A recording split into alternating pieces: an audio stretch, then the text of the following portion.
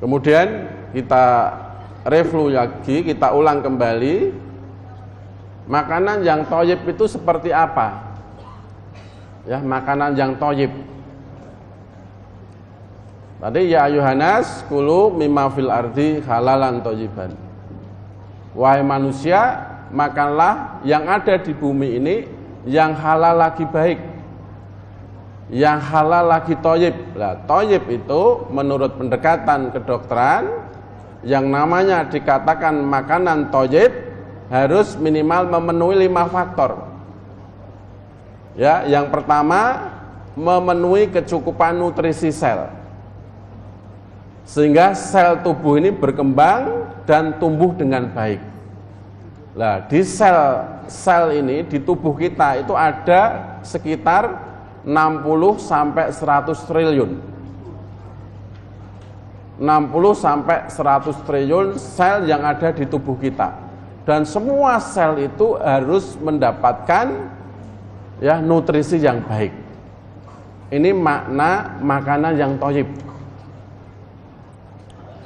Yang kedua, semua triliunan sel tadi butuh nutrisi yang lestari dan seimbang untuk mengoptimalkan fungsi sel. Kalau fungsi sel itu optimal, mereka mendapatkan makanan semuanya dengan baik, dengan optimal, maka sel ini akan membentuk jaringan yang baik.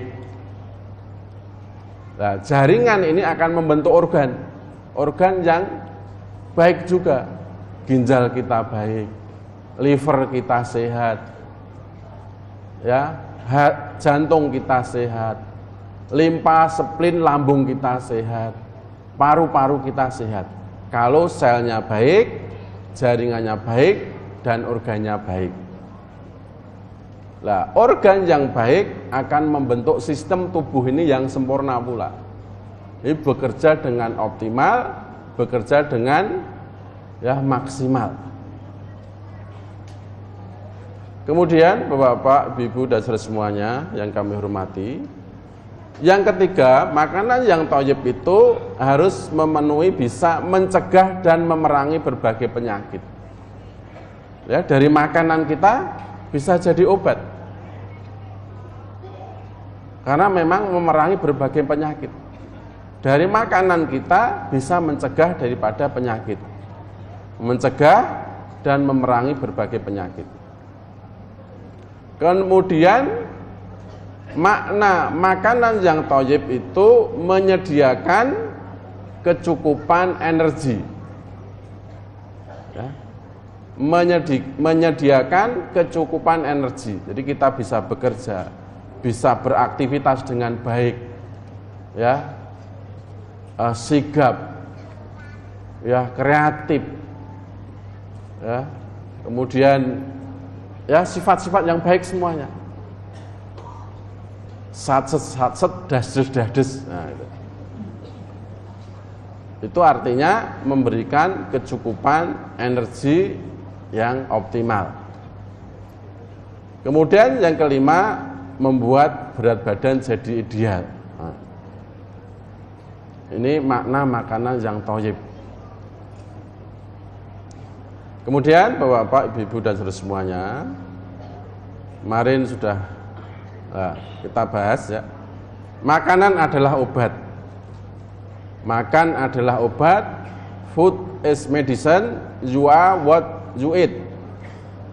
Anda adalah apa yang Anda makan. Jadikanlah makanan ini sebagai obat. Jadikanlah makanan ini untuk mencegah penyakit. Siapa Anda? You are what you eat. Anda adalah apa yang Anda makan.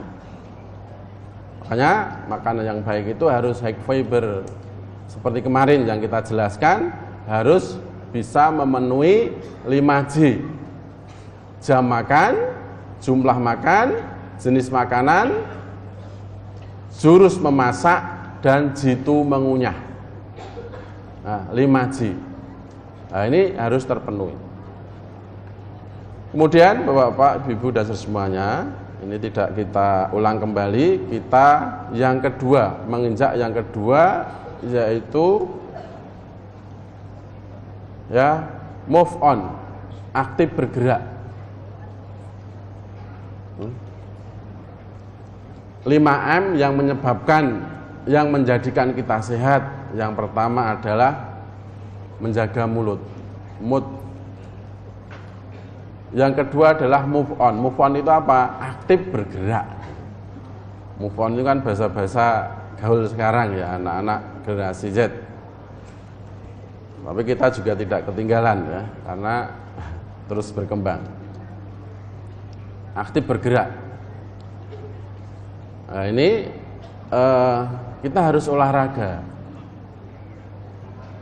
Ya, aktif bergerak ini salah satunya olahraga.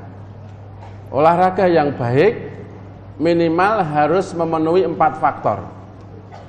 Ya, di pagi hari, di tempat terbuka, teratur, terukur sesuai umur, kemudian tidak harus lama.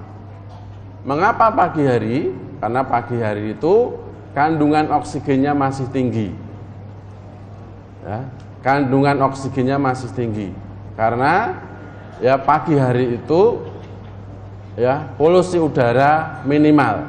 Polusi udara dari kendaraan, dari asap pabrik, dari mungkin asap rumah tangga itu minimal, maka pagi hari. Dan pagi hari itu kandungan ozonnya masih tinggi. Ya, ozon itu fungsinya ada 2. Yang pertama, melindungi bumi ini dari sinar atau radiasi ultraviolet. Semakin matahari itu semakin tinggi, ozonnya semakin berkurang. Maka ada di rumah sakit tertentu ada terapi ozon. Ya, ada terapi ozon. Nah, kemudian ozon ini fungsinya selain menyerap radiasi ultraviolet, juga untuk mengatur suhu bumi ini, biar suhu bumi ini tidak panas. Nah, pagi hari. Kemudian yang kedua adalah tempat terbuka. Jadi olahraga yang ideal itu di tempat terbuka. Ya, kita artinya keluar dari rumah. Kita bisa melihat pemandangan yang indah, bisa melihat kupu-kupu berterbangan, bisa melihat burung-burung bersautan, bersiul bersautan, bisa melihat ya alam semesta ciptaan Allah ini luar biasa. Nah, keluar dari rumah itu juga dalam rangka untuk refreshing. Ya, refreshing. Pikiran yang kalut, pikiran yang butek, pikiran yang artinya berat dan lain sebagainya, keluar dari rumah untuk olahraga itu sarana refreshing. Kemudian harus teratur. Teratur itu mungkin 1 pekan bisa 3 kali. 1 pekan bisa 2 kali, misalnya jalan-jalan pagi, misalnya renang atau olahraga apa saja yang Bapak Ibu semuanya bisa dilakukan sesuai dengan kondisi masing-masing.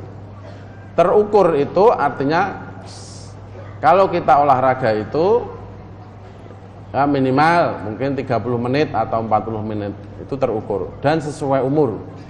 Jadi kalau sudah usia 70 tahun, jangan main sepak bola. Ya. Misalnya dokter sudah mendiagnosis pasang ring, ya kok olahraganya badminton, ya itu kurang baik. Pasti dokter tidak menyarankan. Ya, sesuai umur. Kemudian tidak harus lama. Jadi olahraga jangan terlalu lama. Justru kalau terlalu lama itu asam laktatnya naik. Lah, asam laktat ini akan menyebabkan pegel linu, keju dan lain sebagainya. Ya, 45 menit sampai 1 jam itu insya Allah sudah cukup. Sudah cukup. Yang penting teratur, terukur sesuai umur. Nah ini dilakukan juga oleh para sahabat-sahabat ya. Para sahabat Nabi dan lain sebagainya juga seperti itu. Beliau itu hidupnya untuk dakwah, selalu bergerak ya, untuk berdakwah terus ya. Sehingga sahabat-sahabat Nabi itu tidak meninggal di Madinah, tidak meninggal di Mekah, padahal di Madinah ada Raudhah. Misalnya ya, Ali bin Abi Thalib itu beliau meninggal di Kufah di Irak. Ayo bergerak aktif bergerak untuk dakwah. Sahabat Bilal pun meninggalnya tidak di Mekah, tidak di Madinah. Beliau meninggal di Damaskus, di Syam. Sa'ad bin Abi Waqqas, sahabat Sa'ad bin Abi Waqqas meninggalnya pun tidak di Mekah, tidak di Madinah, tapi justru di Cina, di Guangzhou. Artinya apa, Bapak-bapak, Ibu-ibu dan semuanya? Beliau aktif bergerak, move on, selalu bergerak, ya, selalu menyala. Nah, move on. Kemudian yang selanjutnya adalah mindset atau positive thinking. Ya. Tidak berprasangka ya buruk, tidak ada sifat dengki, tidak ada sifat iri, tidak ada sifat ya sifat-sifat penyakit hati yang lain. Membangun mindset yang baik, positive thinking. Kalau kita memang sakit, Allah yang menyembuhkan. Wa idza maritu fa huwa yasfin. Kalau kamu sakit, Allah yang menyembuhkan. Likulli da'in dawaun. Tiap-tiap penyakit pasti ada obatnya. Mindset yang selalu positive thinking. Tadi pikirannya harus rileks, harus santai, semeleh, netral, semangat. Tidak boleh mikir berat, tidak boleh stres, tidak boleh cemas ya. Kalau mikir boleh, tapi mikir yang berat sehingga menjadikan stres, sehingga menjadikan kesehatan kita itu menurun, yaitu sebaiknya juga dihindari. Makanya kita harus bisa mengelola ya, mengelola emosi kita, bisa mengelola pikiran kita, ya, bisa mengelola ya hawa nafsu kita.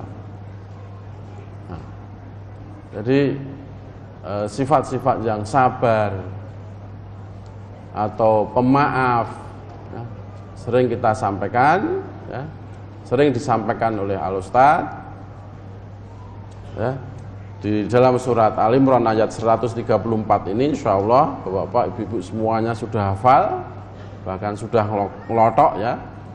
Alladzina yunfikuna fis-sarai wadh-dharai wal kadhiminal ghaidha wal afina 'aninas wallahu yuhibbul muhsinin. Itu salah satu ciri-ciri orang yang bertakwa. Orang-orang yang bertakwa itu menafkahkan hartanya di jalan Allah itu baik di waktu lapang maupun sempit. Kemudian kaitannya dengan ini yaitu orang-orang yang bisa menahan amarahnya. Wal kadhiminal ghaidha. Orang-orang yang bisa menahan amarahnya. Tidak mudah marah, tidak mudah emosi, tidak mudah ngamuan, tidak mudah muringan. Nah, itu bisa mengendalikan amarahnya. Ya. Kecemasannya bisa dimanage dengan baik, was-wasnya bisa dimanage dengan baik. Itu mindset yang positive thinking tadi.